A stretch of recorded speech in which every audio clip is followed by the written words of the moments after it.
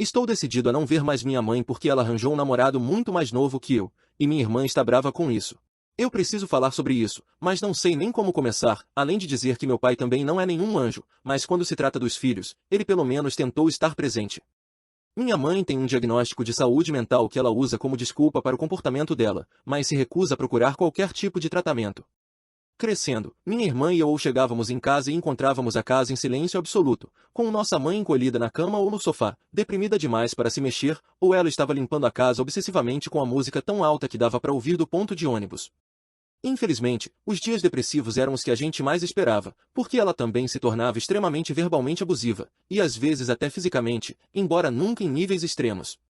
Ela vivia acusando meu pai de trair, se recusava a dormir no mesmo quarto que ele, não sei se ele realmente traía, não me surpreenderia tanto, mas também, sei lá, e da única vez que ele tentou interná-la, quando ela saiu depois de 72 horas. Ela disse para ele que, se ele fizesse isso de novo, ela pediria o divórcio e ameaçou com um monte de outras coisas. Meu pai ficou com medo das ameaças e nunca mais tentou forçar nenhum tipo de ajuda depois disso, e ela só piorou com o passar do tempo. Eventualmente, quando eu tinha 16 anos e minha irmã 14, ouvimos ela gritando ao telefone que ia se finalizar na nossa frente.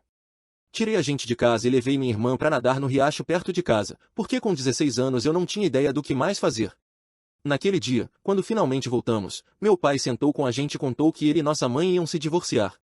Ele não esperava que a gente ficasse aliviado com a notícia, até que minha irmã desabou e contou para ele que a gente tinha escutado o que ela disse ao telefone.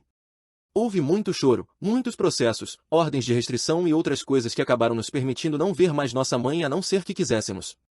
Acho que quando ela percebeu que a gente não queria estar por perto quando ela agia feito uma louca, ela decidiu levar a saúde mental mais a sério. Mas ela nunca perdoou meu pai por tê-la deixado no momento mais difícil. E sinceramente, não posso culpá-lo, porque aquela casa era um inferno com ela dentro.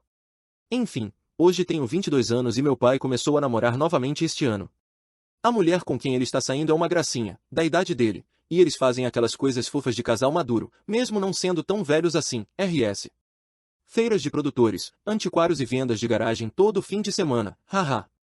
Por algum motivo, minha mãe levou isso super mal, mesmo tendo saído com várias pessoas desde o divórcio.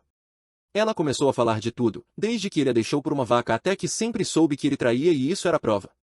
Chegou a um ponto em que tivemos uma discussão que acabou ficando meio acalorada e eu acabei dizendo algo tipo, você está divorciada. Supera isso. Como você não tem vergonha na cara, e algo sobre falta de dignidade. Tudo isso eu acabei pedindo desculpas depois, porque mesmo achando que eu estava certo, e eu acho, foi uma coisa cruel de dizer.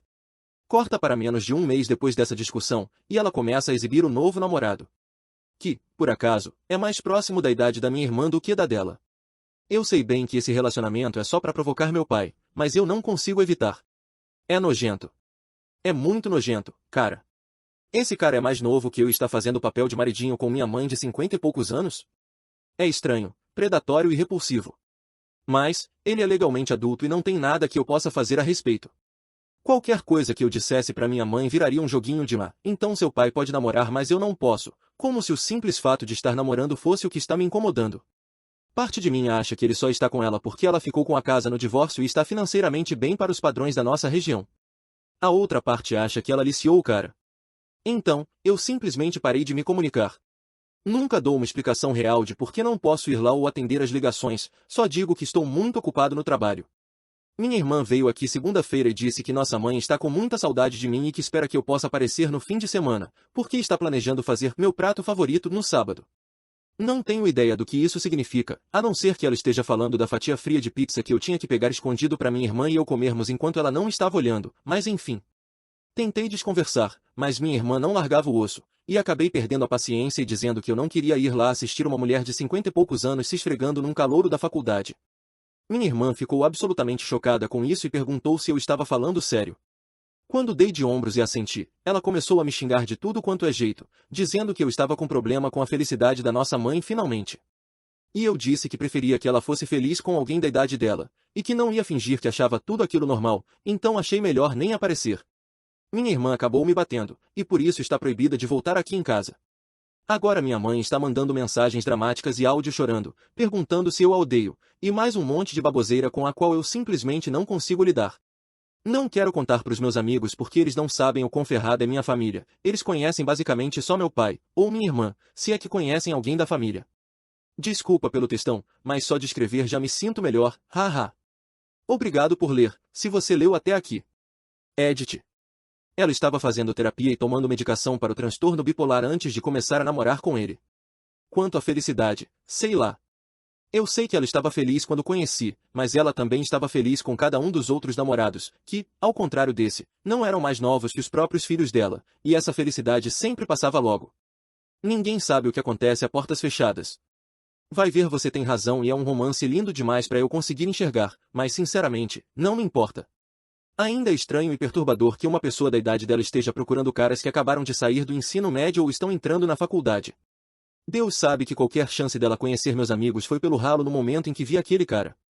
Eles jamais aceitariam isso, mas, meu Deus, que vergonha seria.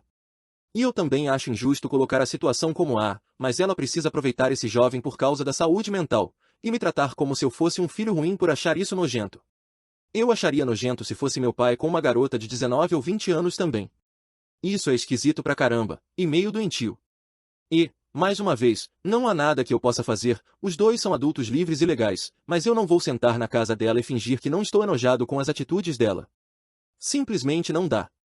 Acho que, no fundo, pensei que seria melhor para a saúde mental dela acreditar que o filho está ocupado, até essa fase passar, do que saber que ele está ativamente enojado com ela. Não foi minha culpa que minha irmã insistiu até que eu acabasse dizendo a verdade. Atualização, 23 de maio de 2025, mais de 11 meses depois. Oi. Me lembrei dessa conta porque estava conversando com minha irmã recentemente, e a grande briga veio à tona, e lembrei que algumas pessoas pediram uma atualização, caso houvesse, então resolvi dar uma. Alguém no meu último post disse algo que não consegui tirar da cabeça, sobre o transtorno bipolar ser hereditário, e fiquei pensando nisso e me sentindo mal, lembrando do comportamento da minha irmã na época e como ela tinha mudado. Sem entrar muito nos assuntos dela, minha mãe não era o único problema, as agressões não eram o único problema, mas, na época, achei que ela só estava passando por uma fase do tipo sou adulta, posso fazer o que quiser, o que, admito, eu também passei.